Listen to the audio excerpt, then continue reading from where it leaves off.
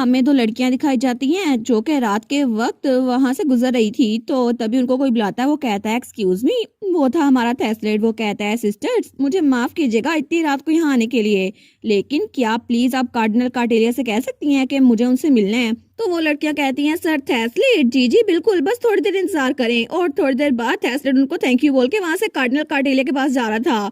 तो वो लड़कियां कहती है तुमने देखा, मैंने पहली बार होली स्वॉर्ड नाइट से खुद से बात की है। पहले तो मैं सर थेस्लेट को दूर से देखती थी। वो कहती है ना, मुझे भी लगा था ये कितना कूल है, क्योंकि कुछ नाइट्स तो बड़े एरोगेंट और बड़े रूडली बात करते हैं जैसे कि हेलियोन, लेकिन सर थेस्लेट तो हमेशा हम्बल और काइंड रहते हैं। तो वो लोग वहां जाते हुए कहती है और उनके लुक्स भी कितने हैंडसम है ना। दूसरी कहती है ये बात तो सच है, सारे होली नाइट्स में से सिर्फ सर थेस्लेट ही हैं जो सबसे ज्यादा परफेक्ट हैं। लेकिन तभी दूसरी तरफ कार्डिनल कार्टेलिया वो कहती है सर थेस्लेट आपके लिए रात के इस वक्त यहाँ पर आना बहुत ज्यादा अनयूजुअल है, आखिर क्या बात है। तो थेस्लेट कहता है थैंक यू सो मच मुझे इस वक्त आपसे मिलने देने के लिए, लेकिन मैं यहाँ पर एक पर्सनल क्वेश्चन पूछने के लिए आया हूँ और ये बहुत ज्यादा ट्रिवियल है, इसी वजह से मैं थोड़ा एम्बेरस हूँ। तो कार्डिनल कार्टेलिया अपनी बुक बंद करते हुए कहती है आप जिस बात को भी ट्रिवियल कहते हैं ना वो कभी ट्रिवियल होती नहीं है, तो प्लीज बोलें। स्टिल मैं परेशान हूँ कि आपके सवाल का जवाब मैं दे सकती हूँ या फिर नहीं। तो थेस्लेट कहता है आपको परेशान होने की जरूरत नहीं है,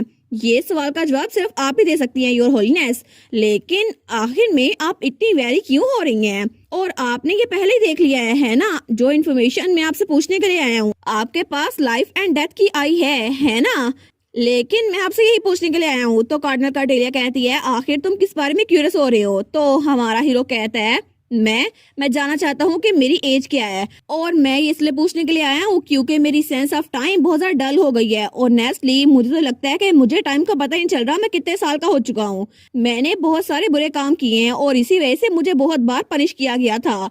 आपको शायद याद ना होगा, लेकिन आपकी आई ऑफ लाइफ एंड डेथ उसने इसमें बहुत बड़ा रोल अदा किया था। जब आपको रियलाइज हुआ था ना कि मैं एक रेग्रेसर हूँ जो टाइम में बार बार पीछे जाता है, तो आपने मुझे लाइफ सेंटेंस दिया था। मैं ये नहीं कह रहा कि मुझे आपसे नफरत है, मैं बस ये कह रहा हूँ कि वो पनिशमेंट मैं डिजर्व करता था, इसी वजह से मुझे अपनी एज जाननी है। तो फिर क्या आप मुझे बताएंगी कि मेरे सर के ऊपर जो नंबर है वो क्या लिखा हुआ है। तो कार्डिनल कार्टेलिया तो बड़ी परेशान हो गई थी। वो कहती है तुम आखिर तुमने किस तरह की लाइफ जी है। तो हमारा हीरो थेस्लेट वो कहता है मैं भी बहुत ज्यादा क्यूरियस हूँ कि आखिर उस एबिस में मैं कितनी देर तक ट्रैप रहा था, क्योंकि मुझे इस टाइम का बिल्कुल अंदाजा नहीं था। तो तभी वहां पे नोटिफिकेशन आई थी एडवोकेट ऑफ कॉन्फिडेंशियलिटी, वो तो अर्जेंट कॉल कर रहे हैं चीफ ऑफ डेवलपमेंट हेडक्वार्टर को, और voice that shape the world वो भी इमरजेंसी मीटिंग रख रहे हैं। तो हमारी एलेट वहां से बाहर निकल रही थी। वो कहती है क्या क्या हुआ है, क्या इनको कोई और बग मिल गया है, लेकिन सब लोग वहां से भाग रहे थे। तो नोटिफिकेशन आ रही थी critic of balance meeting room में आ रहे हैं, architect of sky scraper suffering वो भी मीटिंग रूम में आ रहे हैं टेंस होके, एडवोकेट ऑफ कॉन्फिडेंशियलिटी वो भी स्पेशल अथॉरिटी के साथ फॉलो कर रहे हैं, स्केल्ड जज सोइल वो भी वहां आने की कोशिश कर रहे हैं, लेकिन एंट्रेंस को ब्लॉक कर दिया गया है। तो हमारी अलर्ट कहती है अभी ये सब कुछ फिक्र करने का टाइम नहीं है, मुझे लगता है मुझे पहले रेस्ट करना चाहिए। मैंने पोशन पी तो लिया है लेकिन मुझे लगता है मैं बेहोश होने वाली हूँ। तो तभी वहां से थेस्लेट आगे से गुजर रहा था। वो कहता है एलेट तुम यहाँ पर क्या कर रही हो।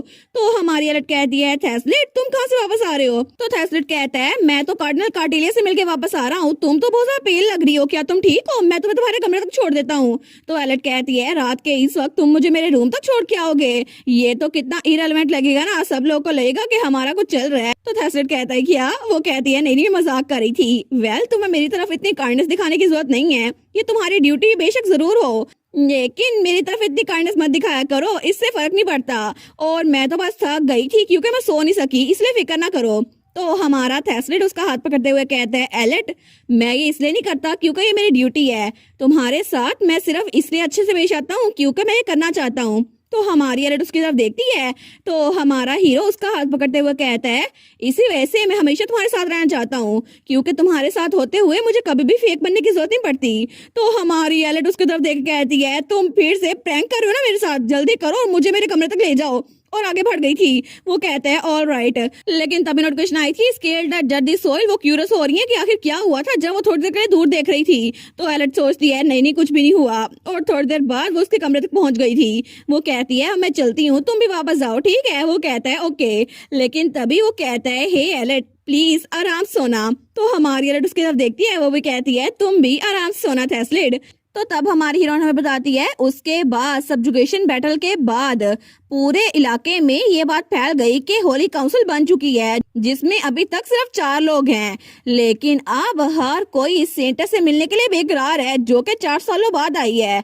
और एलिट इस दौरान वो क्या कर रही थी, वो तो पैसों के लिए डिमांड कर रही थी। तो एलिट कहती है आपका मतलब है कि आप ट्रेवल एक्सपेंसेस प्रॉपर्ली हैंडल कर लेंगे। तो उसके सामने मिनिस्टर ऑफ गॉस्पेल खड़ा था, वो कहता है जी और होलीनेस फिक्र ना करें, हमने पहले ही ट्रेवल एक्सपेंसेस उसका खर्चा इकट्ठा कर लिया है। लेकिन वो दिल में सोचता है तुम मनी डीमन। तो हमारा उन कहती है आप ये तो नहीं सोच रहे कि मैं मनी डीमन हूँ। वो कहता है नहीं नहीं मैं तो नहीं सोच रहा। लेकिन तब वो कहता है बाय द वे क्या आपको सबसे पहले उसी जगह पे जाना जरूरी है कि आप इसको चेंज नहीं कर सकती। तो एलिट कहती है नहीं मैं इसको चेंज नहीं करने वाली हूँ। तो वो कहता है ठीक है। वो दिल में सोचता है कितनी जिद्दी है ना। तो हमारे उन कहती है आप ये तो नहीं सोच रहे मैं जिद्दी हूँ। वो कहता है नहीं नहीं मैंने ऐसा कब सोचा।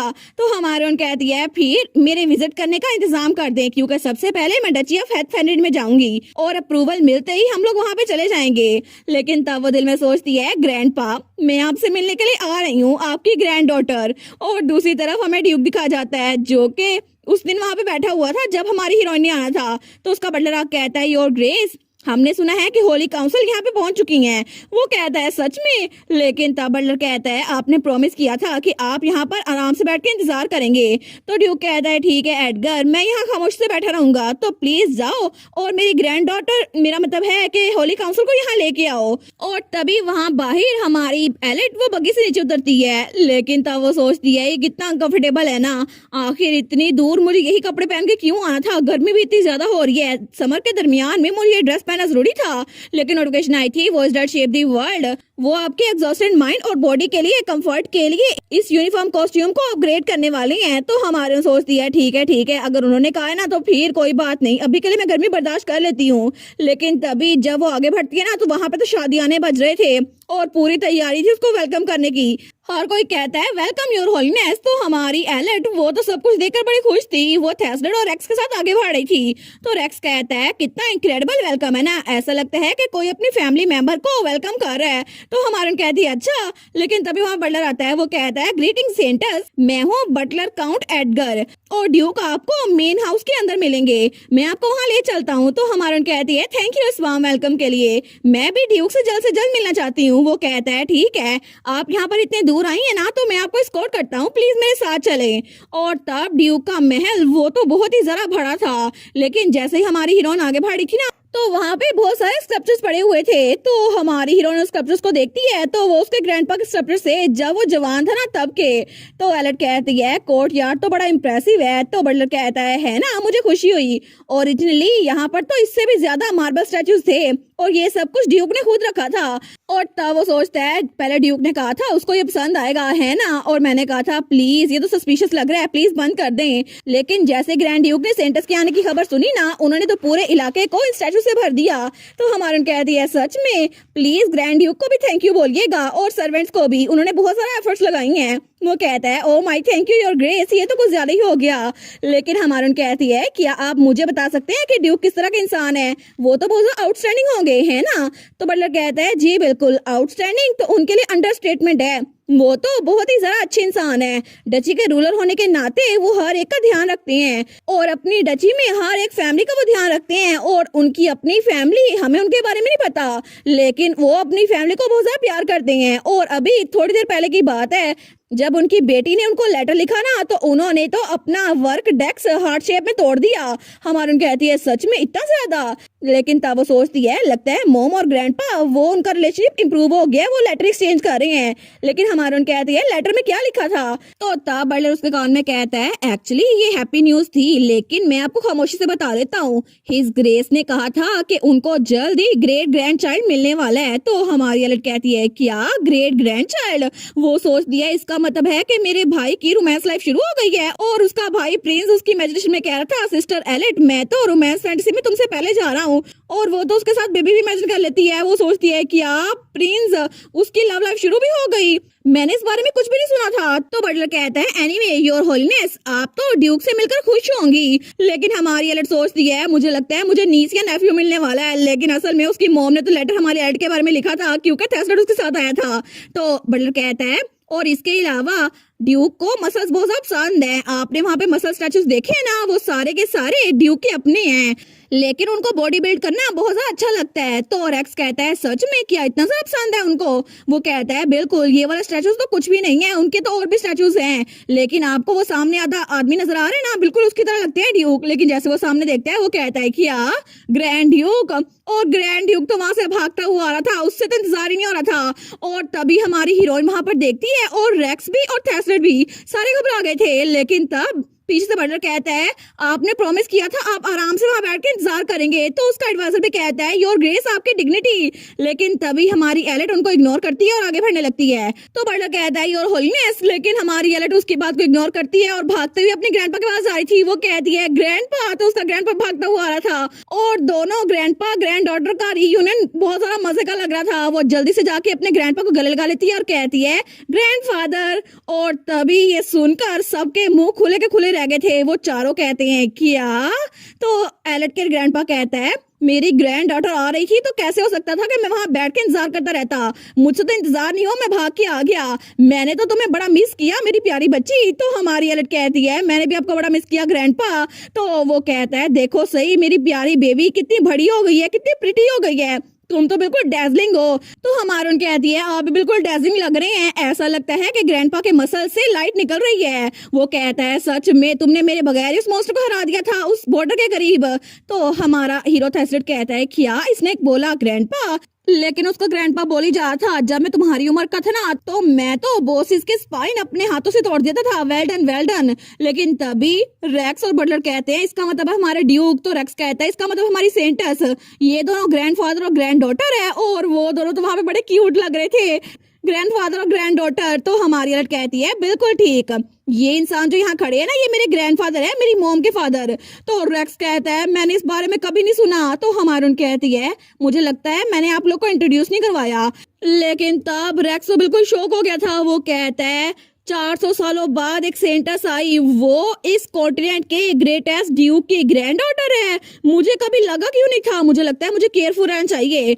लेकिन तभी थेस्लेट भी कहता है ड्यूक की ग्रैंड डॉटर। तो तभी ड्यूक उसको देखते हैं, वो कहता है अच्छा तुम, और तभी उसकी तरफ हटते हुए कहता है मुझे पता चल गया तुम हो कौन। तो थेस्लेट सोचता है क्या, लेकिन तभी वो थेस्लेट की तरफ हटता है, थेस्लेट घबरा जाता है। लेकिन तभी वो उसको पकड़ते हुए कहता है तुमसे मिलकर बड़ी खुशी हुई, ये तुम ही हो है ना मेरे ग्रैंड सन इन लॉ, तुम तो बड़े हैंडसम हो। मेरी ग्रैंड डॉटर का ध्यान रखना ठीक है, मैंने तुम्हारे बारे में अपनी बेटी से सुना था, तुम तो सच में बड़े हैंडसम हो।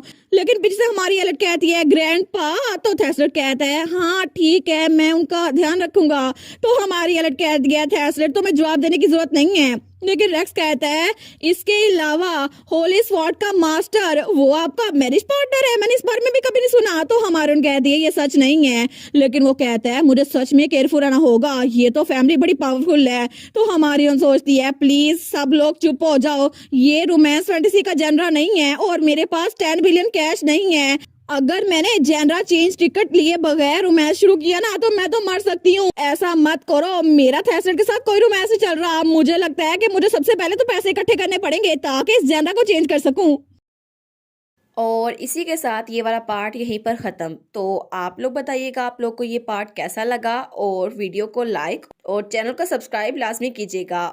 बाकी वीडियोस का लिंक भी स्क्रीन पर नज़र आ रहा होगा तो काइंडली उनको भी चेकआउट कर ले। और thank you so much for watching my videos. Stay safe, bye bye.